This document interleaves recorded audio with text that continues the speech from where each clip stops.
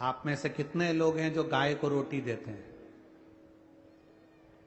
जम के बोलो। सब है? हाँ ठीक है। सब गाय को रोटी देते हो? काय के लिए देते हो? कोई तुमसे पूछे कि गाय को रोटी काय को देते हो, बोलो, जम के बोलो जरा। चलो अच्छा, पहले नंबर का डूम वाला, जितना भी पंडाल वाले उस पंडाल वाले, जरा बोलो तो जरा, गाय को रोटी काय के लिए देते हो?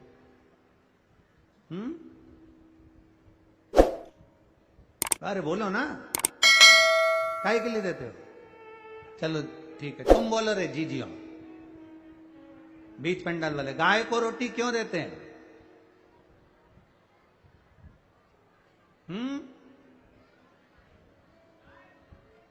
गाय दूध देती है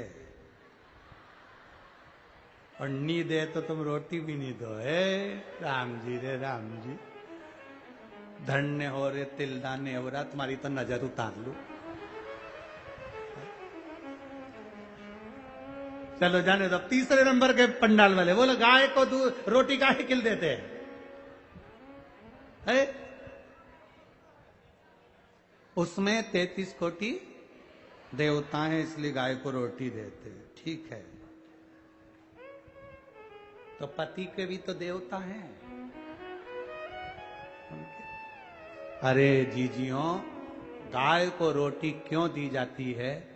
हमारा शास्त्र कहता है, गरुण पुराण कहती है, विष्णु पुराण, गर्ग संहिता, पद्म पुराण, शिव पुराण, लिंग पुराण, नर्मदा पुराण, नारद पुराण, कुर्म पुराण, किसी भी पुराण का स्मरण करिएगा, गाय की जो योनि है, ये 33 जो हमारे 84 लाख योनियां होती हैं, उसमें अंतिम योनि गौ माता की है, और गाय की योनि छूटने के बाद 84 लाखवीं योनि मनुष्य की है।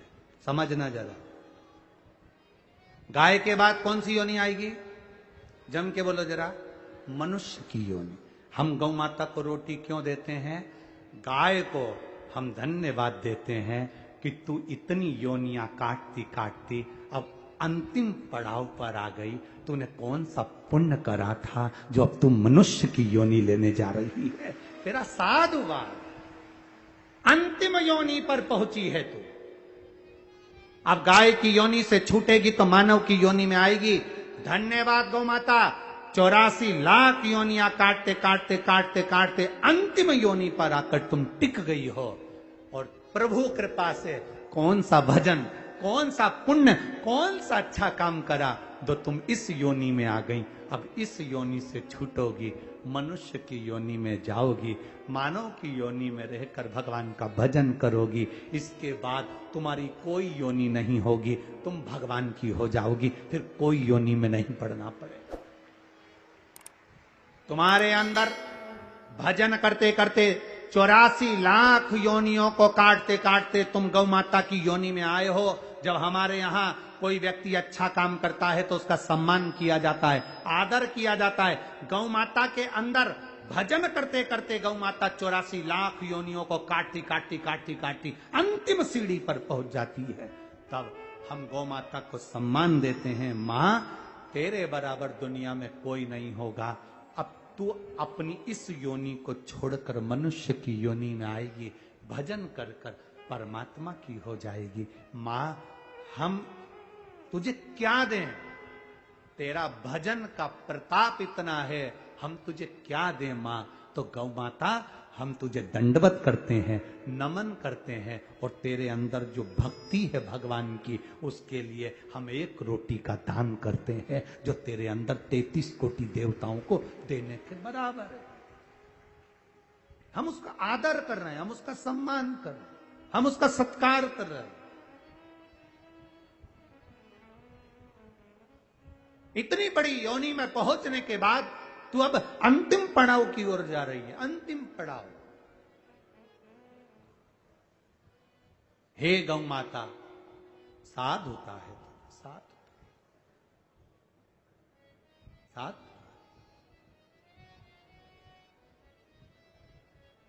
कितना सुंदर कहा है। शिव महापुराण की कथा कहती है, मेरे भगवान शंकर ध्रुमेश्वर महादेव बने हैं गौ माता के पेट में रहकर, मेरे शिव। और माता पार्वती धूमावती माता बनी।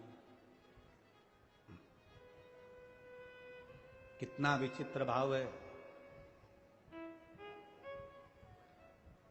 कितना विचित्र भाव। जीवन में अगर आपका मनुष्य की देह मिली है, मानव का शरीर मिला है, मानव की देह अगर हमें मिली है, तुम्हारे घर में अगर रोटी बनी है, प्रयास करना उसमें से एक रोटी निकालकर गौ माता को अवश्य देना, तो हमारा घर भी शुद्ध होता है, हमारा धन भी शुद्ध होता है और हमारा जीवन भी शुद्ध होता है, सार्थक हो जाता है। सती माता कुंभज बाबा के यहां कथा सुनी, क्रोध की अग्नि में जलकर बात में बस